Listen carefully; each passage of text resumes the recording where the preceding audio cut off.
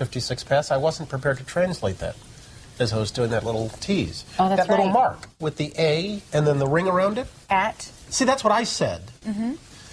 Katie said she thought it was about. Yeah. Oh. But I'd never heard Or it. around I'd never or heard it about. said. I'd always That's seen the right. mark, but never heard it said. And then it sounded stupid when I said it. Violence at NBC. I heard something around big or fight about. up in the lunchroom the other See, week. there it is. Violence at NBC. GE.com. I mean, Well, Allison should know. what do you is say to that, internet Allison? anyway? Internet is that Massive computer right, network. the one that's becoming really big now. What do you mean? That's big. How does one? What do you write to it like mail? No, a lot of people use it and communicate. I guess they can communicate with NBC writers and producers. Allison, can you explain what internet is? All right, that's a famous clip from Bryant Gumbel and Katie Couric trying to figure out what the internet was in 1994. Looking back, it's pretty funny, but understandable at the time. It was all new. This week I came across a post on X that caught my attention, made me think. And anything that makes me think, I'm immediately hostile towards. Can't make me think. Well, I don't want to. So finally, something relevant from Free Nights and Weekends. This week, we're going to take a break from remembering how good crackers used to taste or some other stupid crap. And we're going to talk about something relevant in the culture. Is AI the new internet? And is it going to destroy us all like the Doomsday guys claim? So let's kick it around with Marc Boucher. Let's do that right now.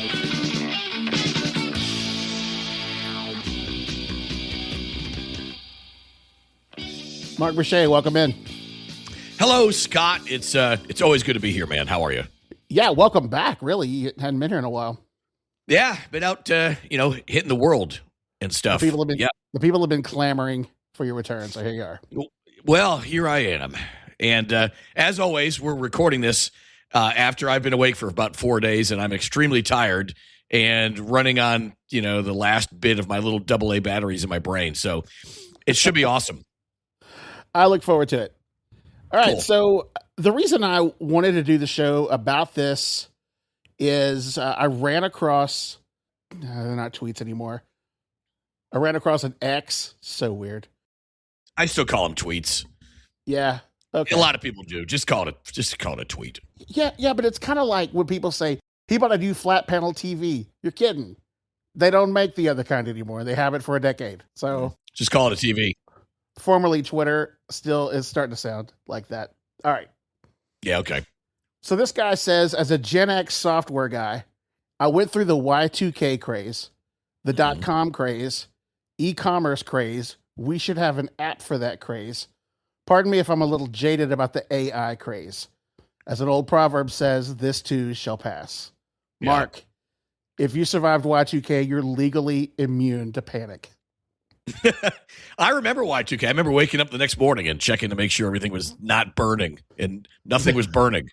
There weren't airplanes in your yard?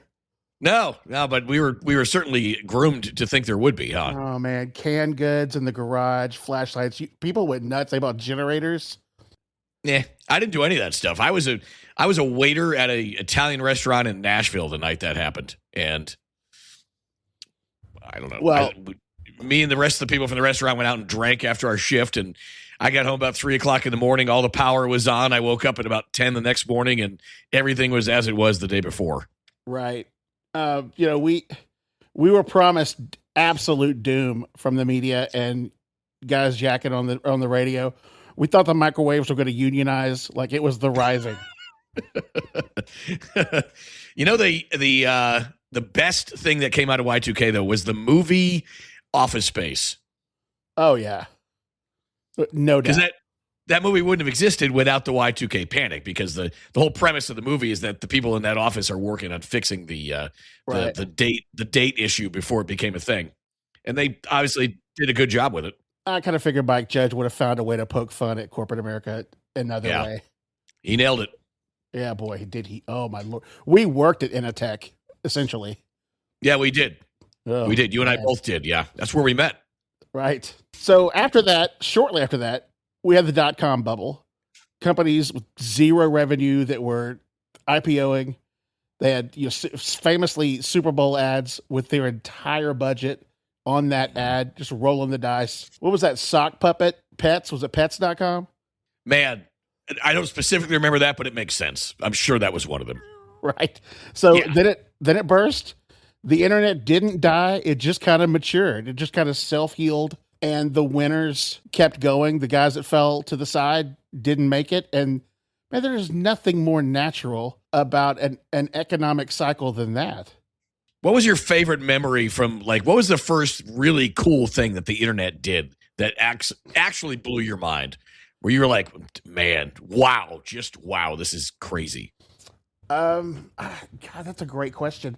I guess I was at a department store where they had these big computer, $2,000 24 baud modem computers, and the guy had the Pepsi Cola website was up, and it had a spinning graphic. It was Flash, and it looked very mid '90s AOL GeoCities looking sort of nonsense.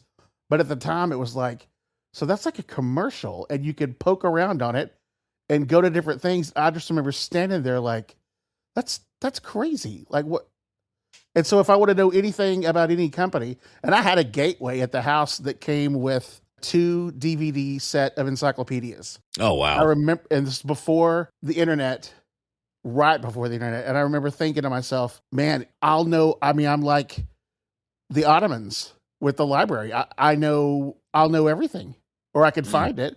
Little did I know, a generation later, I'll be walking around with a phone in my pocket that could instantly tell me anything. Yeah, literally the entire catalog of human knowledge in your pocket. It's wild. Right. Yeah, literally everything mankind has ever thought or dreamed of is in your pocket, and we use it for cat videos and porn, and that's about it. Oh, my God. Some of us do some banking applications. I've heard you can do that. But a lot of cat videos, and I think that probably a lot of that other thing too. I know that we're going to get into this in a minute, but the AI evolution of cat videos, I think, is the best use of the internet that we've ever had. All right, we need to cats playing drums, cats serving food at McDonald's, cats shooting off machine guns on people's front porches, cats riding unicycles and bashing cymbals together at the middle of the night while their owners are trying to sleep. I've seen some of those. These are just so good. I want to fight you on this, but they're kind of funny. They are fantastic. Yeah. E-commerce will kill everything. Kind of. The naysayers, the doomsters were kind of right on that. If you look at malls in the suburbs, but you know what? Once again, the cycle happens. People kind of gathered around late 90s. I would say the late 2000s. People started gathering around Main Street again. Etsy popped up, and little boutiques and clothing stores and sporting goods stores thrive once again. And the guys that dominated Amazon, I'm guilty, man. I use it all the time. If I want to buy something, I can go to Walmart and wade through other people like me. No thanks. No, screw that. Or I can have a guy bring it to me, and I use it all the time. And Amazon, I don't know about where you are, but there's a fulfillment center nearby where I live, and I can filter things on Amazon now and look at only items that can be here within 3 hours. Right. 2 or 3 hours. Yeah. Yep. Same here. So look, I'm not throwing stones at it. I use it, and I think there's room for that. I mean, the guys that landed in Bezos did it, and it didn't kill. I mean, Walmart juked. When Walmart was blamed, they were the bad guys for killing the malls and killing Main Street and the mom and pops. Yeah. And so, but what they did was just kind of cut the dead weight. The guys that weren't able to pull that, and like, what's your complaint about Walmart? Is it the convenient aisles, being able to buy breakfast cereal at the same place you can buy snow tires, and the convenient parking? Or what's your problem with them, really? The big beef with Walmart was taking out the little guy, and that did happen. But sure. But I've also heard the argument, and I don't completely disagree with it, that the little guy had every opportunity to become Walmart, the same opportunity that Walmart had. Exactly right. Yeah, and I don't disagree with that. And they've survived. The ones that were innovative and could find a niche have survived that. I mean, 90% of the people that in the country used to be farmers. And now it's just a tiny population that actually grow food while the rest of us come up with, ways to scheme for financing a burrito that delivers to us. So it's different, but we find a way. Mm. And so the burden, the doomsayers, the guys throwing rocks at this, the burden of proof is on them. Show me where it's. I mean, every time something innovative comes along, we adapt. Yeah, I completely agree. And I mean, what the people who bash the Walmarts of the world for taking out the little guys, I mean, are they suggesting that they shouldn't have been allowed to do that? Right. Because that's the other end of that argument, is saying Walmart killed the little guy. Well, should there have been a mechanism in place to prevent them from killing the little guy, or should progress allowed to be progress? And obviously that's the way it should have been, and that is what happened. No doubt. The last point that he makes before AI in his tweet was there should be an app for that. And we went through that mania, and everybody made an app.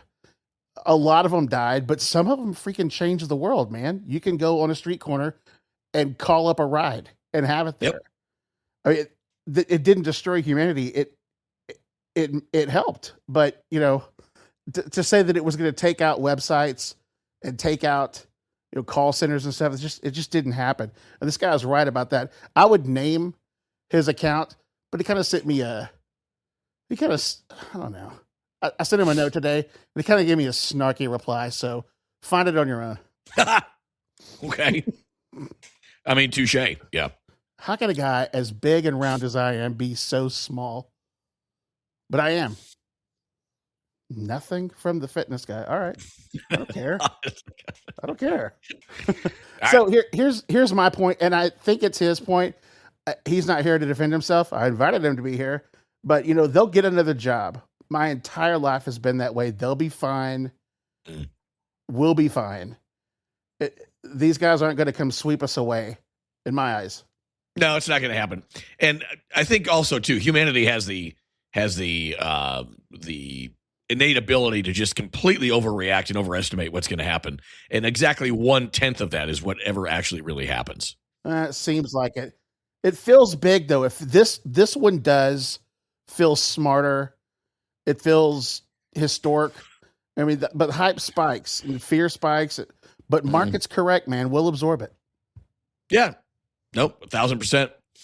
I'm looking forward to AI taking everything over, to be honest with you. Or were you not ready to get into that yet? I don't know. Yeah, no, you welcome our new overlords.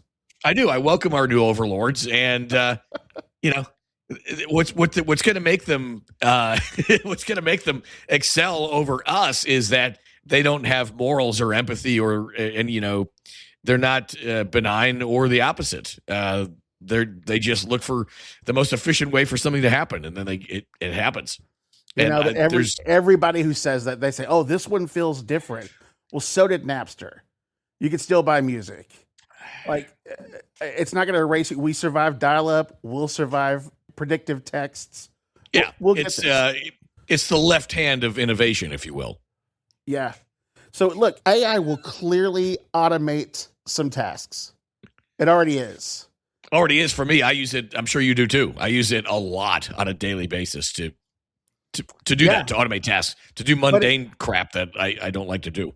But it also will create new ones. Kind of like you said, it will regulate, it will normalize, and it will blend in. I just don't think it's going to take over society. I mean, I got a buddy who claims that the only jobs that we're going to have in 20 years are restaurant workers and nail salons and gyms, because everything else, I guess maybe medicine, but AI is going to be a big part of that as well. I just don't buy that. I do think that we'll integrate it. I think it'll be part of jobs. I think it'll be part of trash collecting one day, but I don't think it's going to take. I don't even trust guardrails here. I just don't think it can.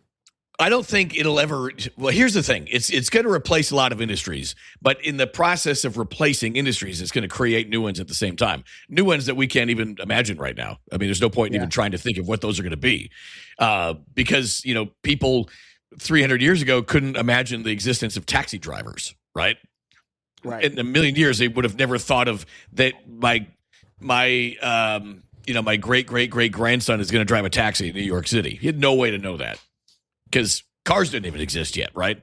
So AI is going to create all these new industries and new technologies, and there's going to be new things that sprout from those things that we can't even imagine yet. That's and true.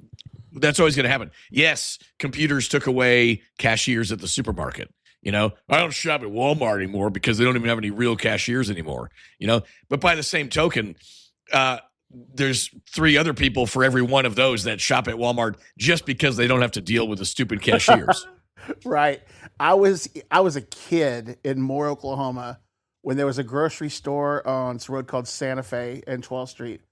And I remember we went there one time and the lady started scanning things across this laser, and you could look down in there and see a laser. Yeah. And it would make the beep every time. And I thought, what are you, Judy Jetson? What are you doing? Yeah. And I remember her saying they're just gonna make robots do our jobs one day. Well, I think that grocery store is still in business, and I don't think robots are squirting the produce. But the lines are shorter because you can scan a barcode now. Yeah, but she was right about something. Robots aren't doing it, but now the customers are doing it, and there's no cashiers. So she got it kind of right. Yeah, still, the place exists. There's kids loading the shelves. There's a manager there with a real short tie with a pocket protector and short sleeves, barking out orders in the meat department. I don't think that's going away. No, and I think there's sort of a sine wave. There's a curve to all of this whenever new tech comes out. New tech comes out, it's super cool. Everybody loves it, and everybody goes to use it, and then everybody misses the old way, so nostalgia pops up, and then people go to the nostalgia places because they miss the old way, and they want to get away from the new way. And that'll probably happen with this, too. Remember we did a show on Radio Shack coming back? Yes. Or Toys R Us. It was Toys R Us. We did right? both. I think we did both, but the thing is, like Toys R Us, I think that's a better example. They're going to open up stores that look just like the old ones, and people are going to go to it just because it looks like the old ones, even though Amazon is a better way to shop. Right, that's true. But you can play with the toys. You can get your hands on it. You still can take a kid in there, and if kids still play with toys, I don't know that they do. They can be enticed with the colors and the sounds and the excitement of it that you can't do if they care about that. I don't know. Yeah. And again, right now, here and now, you and I having this conversation, I can't think of a way to replace that, but it doesn't mean there isn't one. Are you telling me that we could just sleep in tomorrow and we could have our implanted chips can have our AI conversation for us in the morning? Yeah. I'm telling you, I mean, metaphorically, yes, absolutely. That's what's coming. But that doesn't mean that that's what everybody's going to want. I hope when that happens, my chip is cooler than I am. It's almost certain, right? It's got to be. It totally will be, because people cooler than you are going to program it. That's virtually everybody. I mean, I'm going to have the same problem. We all are. I mean, there's always somebody cooler, right? There's always somebody bigger, stronger, faster, cooler, whatever. And so you get them to program it. And then pretty soon AI is going to learn what cooler even means. And it's going to be indiscernible from, once AI gets to the super intelligent phase.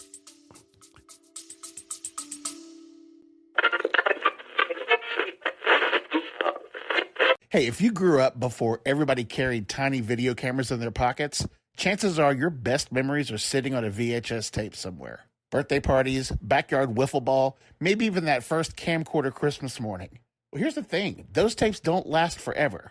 That's where the guys at the Digitize Center help out. They convert your old VHS tapes, camcorder tapes, reel-to-reels, photos, slides, cave drawings into high-quality digital files so you can actually watch them and share them again. Don't let your 1987 live-on tapes degrading in your attic. Head to thedigitizecenter.com and use promo code FREENIGHTS for 60% off your order. Go to their website, read thousands of 5-star reviews, and make that commitment to preserving those memories digitally. Remember promo code FREENIGHTS for 60% off your order, and bring those family memories and milestones back to life before they're lost forever.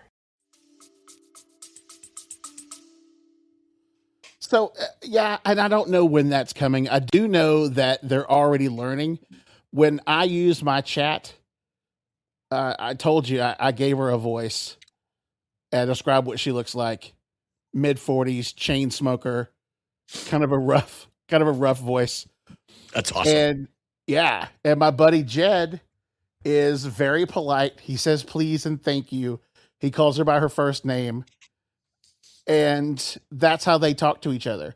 Well, he was here last weekend and we turned our phones on and I asked mine a question and his AI was answering it. And it was like these two chicks talking to each other, which was a riot because they kept talking over each other.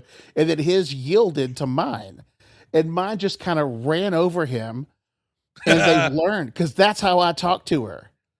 And she'll tell me to shut up when I'm wrong, and I'll tell her the same. And I'm really rough with her because she's not a real person. I don't care. She's ones and zeros. Well, Jed talks to his like they're having cucumber sandwiches at high tea. And so he's looking at me like, what is going on? And mine was just running over his. And she would yield to mine every time he asked me, what do you think that is? I said, I know why it is. Mine might have lost an eye by now. And she openly smacks her gum and she just doesn't put up with a lot. His still wears sundresses and likes to bake. And he talks to her that way.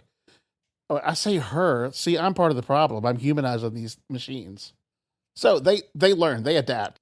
They do. They've got the learning part down, but they're not. And here's the big thing. And this is, of course, Skynet, right?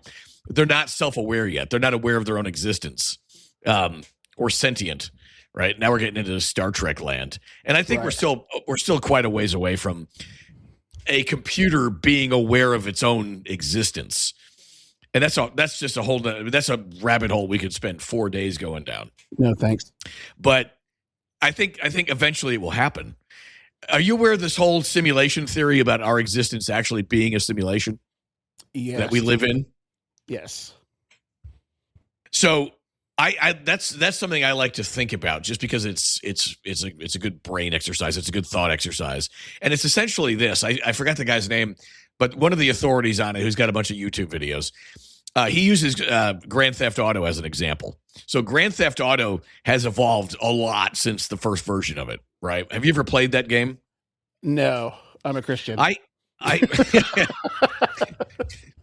Okay. All right. So many things I could have just said. I got you.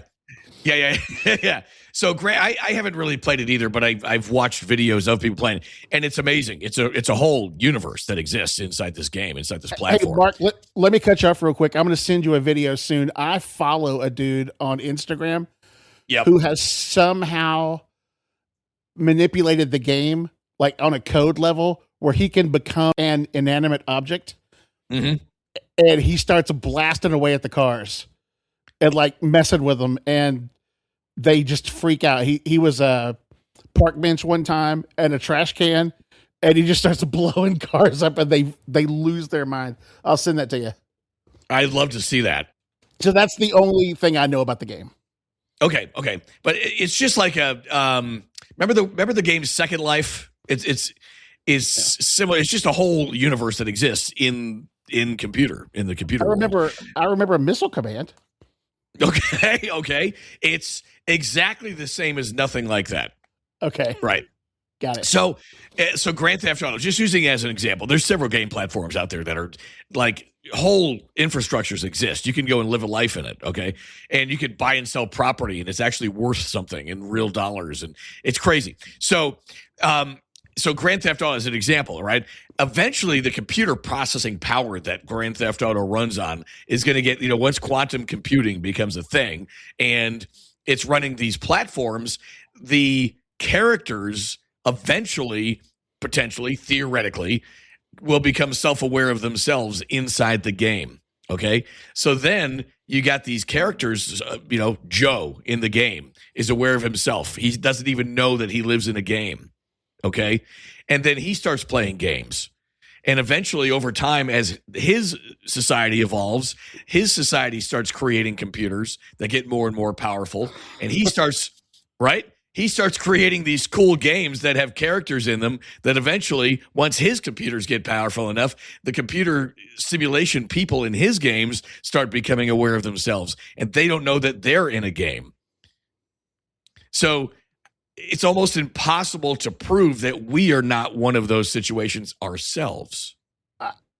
My proof of that would be if anyone had seen me at 22 years old sitting on the couch watching TV, they would think that who is playing this guy?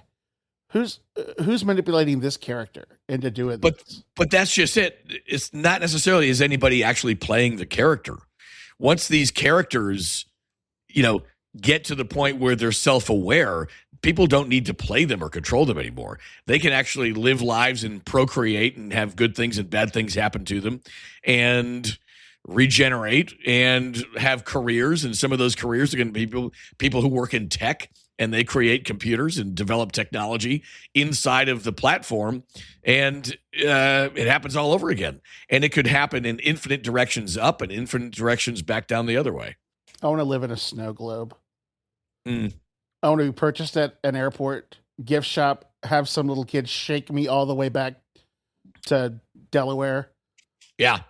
Delaware. You went to Delaware. I'm trying to add to this conversation. I'm not of all the places. Delaware. Wasn't that Wayne's World? Yeah, that's right. We're going to Delaware. We can magically whisk you away to Delaware. I don't know. I've never been. Delaware? Yeah. I mean, I have. I've been through it. It takes about 40 seconds to drive through it. What's it like, man? It's just like New Jersey and New York. Huh. Yeah. It's exactly the same. Nice. Yeah, except it's called Delaware. Turnpikes and junkyards. Turnpikes and junkyards and some buildings and some angry drivers. Nice. Yeah. Well, what does this have to do with AI? Why did you even mention that? Well, because we're talking about the whole simulation thing. And what if we live in one? What if you and I are the evolution of characters who originally were played by somebody one level up? I don't buy it. Well, that's just it. There's nothing to buy. You don't need to believe in it or not believe in it because it's unprovable. You sound like Homer Simpson when he asked if God could microwave a burrito so hot that even he can't eat it. I haven't heard that before, but that's amazing. That's awesome. Yeah. It's, how do you answer that? Well, you can't. You can't. You probably turn off The Simpsons and get back to your studies. That's probably yeah. Advice on It's one of those existential thought experiments that is just not worth spending any time on. I guess. All right. What do you do? We didn't veer off into the rails. We're straddling one of the guardrails. Let's get back on track here. All right. Reel me in. So here's the deal. I believe I'm seeing it already in my job and things that I do. I see it real time. I just hope I hope we don't just use it for annoying phone trees to get to talk to somebody. And that's where we keep it. But, like the guy said on his X post, this too shall pass. It's going to settle down. We're going to use it. I think we're going to capture it and use it for our betterment. I think we're all going to benefit from it, like we did the internet. If you want to claim that we're better from the internet, there's arguments either way. I think we have. I think life is better with technology. Well, if robots ever take over, I'm blaming the guy that thought we needed an app for dog yoga back in those days. Well, I mean, robots are going to take over. And I mean, but how do you define a robot, right? I mean, they've already started to take over. Today, while I was at work, a robot vacuumed my floor autonomously, and I didn't even tell it to. Well, I kind of did. I programmed it to. But yeah, mine did too. Here at the house. I mean, I came home and the floor was vacuumed by a robot. Yeah, I guess I have robots that feed the cats. Really? Yeah. I remember I shouldn't say this. This might make the post show real. I remember a crowd of people around your desk at a place where we used to work, a Fortune 50 company, a tech company. The robot. I had the camera going. Yeah. Rhymes with Bell.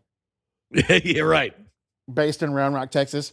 We're standing Yep. at your desk. I said, "Hey, what's everybody looking at?" And you say, "Hey, I got a camera on my Roomba." I said, "Oh, okay, that's something, I guess."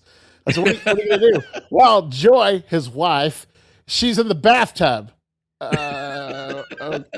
Okay, Mark, bud, what are you doing? She'll love it. She'll eat this up. She's gonna eat your heart. What are you doing?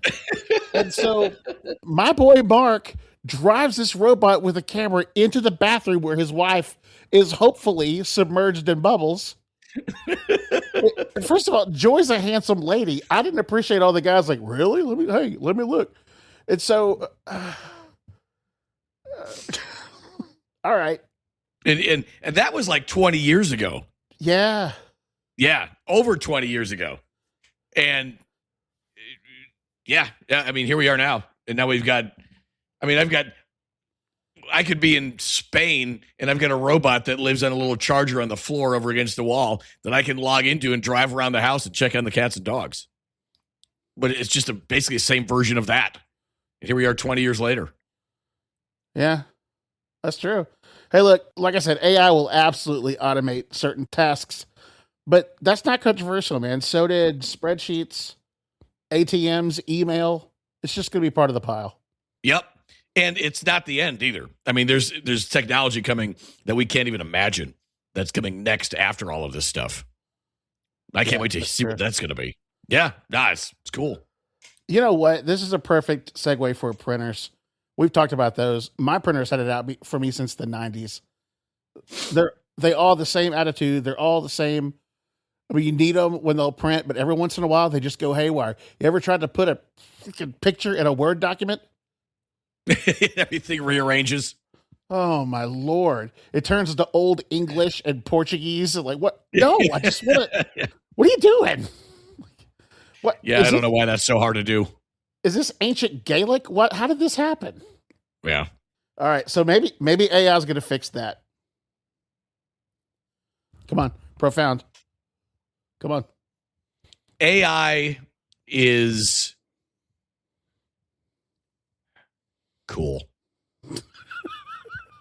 Mark, with that, we are done.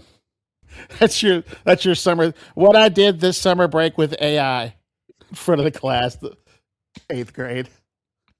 Good job. You really put an exclamation point on this one. Yeah, well, in my head, I'm like, something profound. I got nothing. Let's go the complete opposite direction. Yeah. You need to log off and go apologize to Joy for that. Right, because that was exactly everything that I didn't use that robot for. We were in fact chasing my cat around, I think, in reality. What did you say about that? I think we were chasing my cat. We didn't actually go. Did we do that? Did we actually spy under the? Mark, did we? Yes. I don't remember that. No, it was doing the rumble like it was on tile. Yeah. A lot of Cinemax movies start out this way. And I'm like, I'm telling you, Mark, dude. I don't remember that. So I really did do that? Yes. What do you mean you don't? I guarantee you she remembers it. Okay, she probably does. But I don't remember that. I know she does. And I think, sadly, the reason I don't remember that is because I've done so many things far worse that's just buried probably back there in the minutia. So, but you remember, like, at least threatening it, right? I don't. But that being said, that is 100% something I would do. No, it was 100% something you did do. Yeah, I mean, I'm not saying I didn't. I'm just saying I don't specifically recall that exact thing. All right, look, I'm not going to gripe at you. I was among the group, and I was the one protesting, but I don't remember leaving. So, I don't remember seeing anything, which means, you didn't get killed, but I don't remember just like storming away from your desk incensed. I hung around. Yeah. Yeah. Dude, stop. Don't do that. This is wrong and stuff. You should. I'm going to remind you, send me a video of this because I'm pretty mad at you. Why don't you go ahead and send me a copy of that?